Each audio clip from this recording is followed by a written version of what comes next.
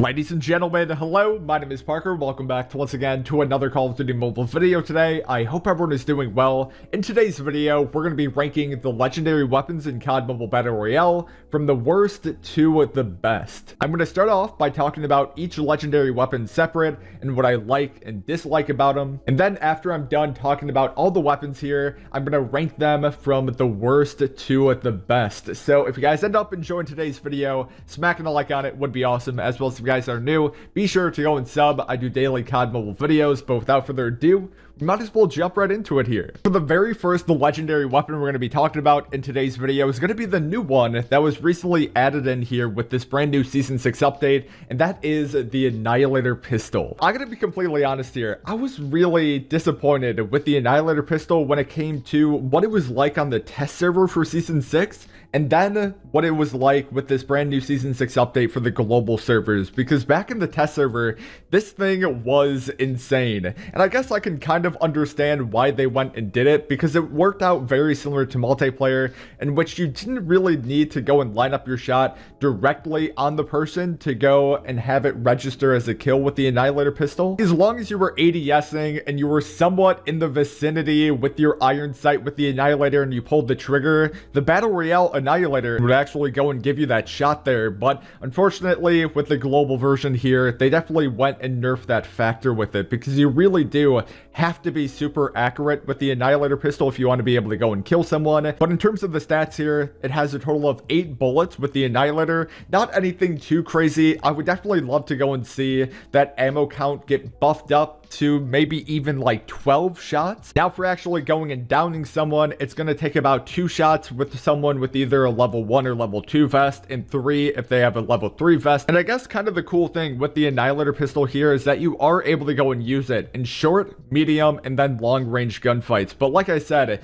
it is really difficult to go and do if you are planning on going and doing a long range or medium range gunfight, because you have to make sure your iron sight is directly on the person if you want to be able to go and get that shot. But thankfully, there isn't any type of damage drop off that happens. If you're planning on going and shooting someone with the Annihilator pistol at long range, the damage is always going to go and be the same. For this next weapon here, we're going to go and talk about, it's going to go and be the Arctic 50. And it's just so sad what they went and did with this weapon here. For the Season 6 update, there's a weird flinch animation thing that goes on whenever you go and shoot the Arctic 50 now, in which it's a lot harder to go and do continuous shots on target. So I don't really know why they went and did that. I feel like COD Mobile thought that the Arctic 50 was a really powerful weapon, which it is, don't get me wrong. So maybe they wanted to go and nerf it from that perspective, in which people cannot do repetitive shots one after another in a very direct line of sight there. And also the weird thing with the Arctic 50 here is that they went and changed how far you need to go and lead your shot.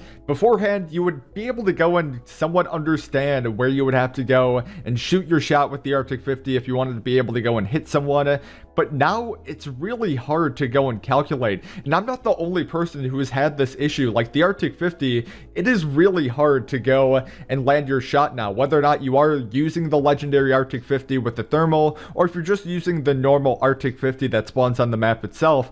It's really hard to go and hit your shot. And that is the only difference between the legendary Arctic 50 and just the normal one, is that the legendary one has a thermal scope. There isn't some type of a damage buff, so you are able to go and have just your 999 shots if you have been collecting 7.62 ammo throughout the map. So that is definitely a really cool thing about the legendary Arctic 50 here. You are able to go and one-shot headshot someone if they have a level 1 or level 2 vest, but then when it comes to doing something like a chest shot, it takes about 2 shots with someone with a level 1 or level 2 vest, and then around 3 with a level 3 vest. So don't get me wrong, in terms of the actual damage with the Arctic 50 itself, it is the only weapon that I know that can do one-shot kills, so it's obviously a very strong, powerful weapon.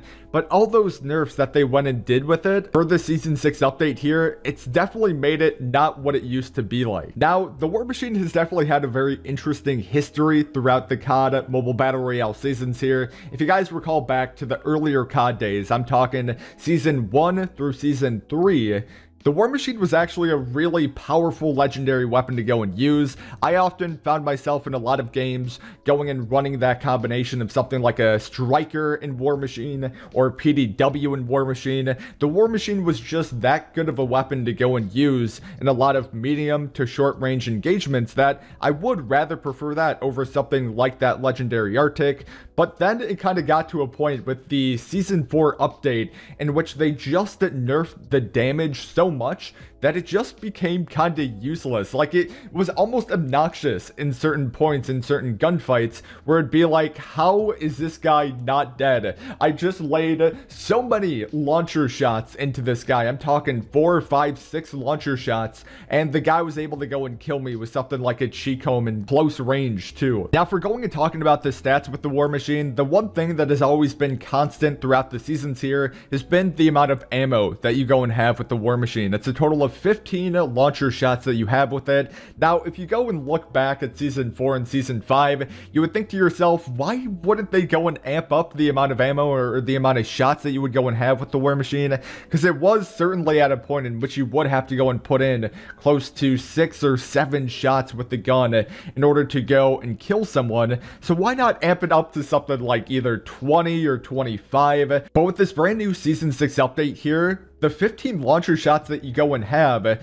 you're usually able to go and down people with 2 to 3 shots. So it's a pretty awesome weapon. If you're able to go and use it properly here, you could go and get up to 5 kills with just 1 War Machine. And usually how I go and down those shots, it's usually 2 shots if someone has between a level 1 and level 2 vest. And then it will definitely take all 3 shots if you're planning on going and killing someone with the level 3 vest and a short range engagement there. And the awesome thing about the War Machine is that you are able to go and use it in short range as well as medium range gunfights. There isn't a huge damage drop off that happens in between those 2 ranges as long as you're able to go and land your shot properly on someone. Because when I do say 2 or 3 shots to go and down someone, I'm talking direct hits or very, very close to direct hits there. Now, the War Machine is not a perfect weapon by any stretch of the imagination here. There's a lot of factors that you have to go and implement in your gameplay itself in order to really use this to your benefit here, such as understanding the bullet trajectory,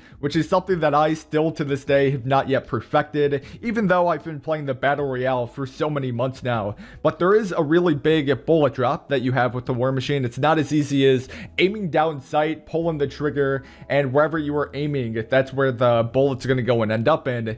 No, you have to go and understand the bullet drop that the War Machine goes and has with the weapon. You also cannot ADS with the weapon, which is very unfortunate as well as if you do plan on going and using this in long range engagements, good luck, because the War Machine, with that bullet drop associated with it as well, it's going to be a really difficult thing to go and do, especially if that target is consistently moving in long range. Okay, so we are at the point now in today's video where I go and rank these legendary weapons from worst to best. And it's kind of funny because I feel like in terms of me going and randomly picking what weapons to go and talk about, it kind of already did that for me here. But the worst legendary weapon in COD Mobile Battle Royale, I definitely have to go and give that to the Annihilator pistol. I thought that it would just be such an insane legendary weapon to go and use, especially going and using it in the test server. I thought it was going to be kind of game breaking in a way, but unfortunately what they did with the weapon, the moment it went and dropped in the global servers here, it just wasn't anything too special. I would definitely prefer the legendary Arctic or the War Machine over the Annihilator pistol, and it's just kind of unfortunate like what they did. It just had so much potential to be a really solid legendary weapon, but just kind of fell flat in my opinion. But now going in at the number 2 spot here as being the second best or the second worst, depending on how you go and look at it here, I'm gonna go and give it to the Arctic 50.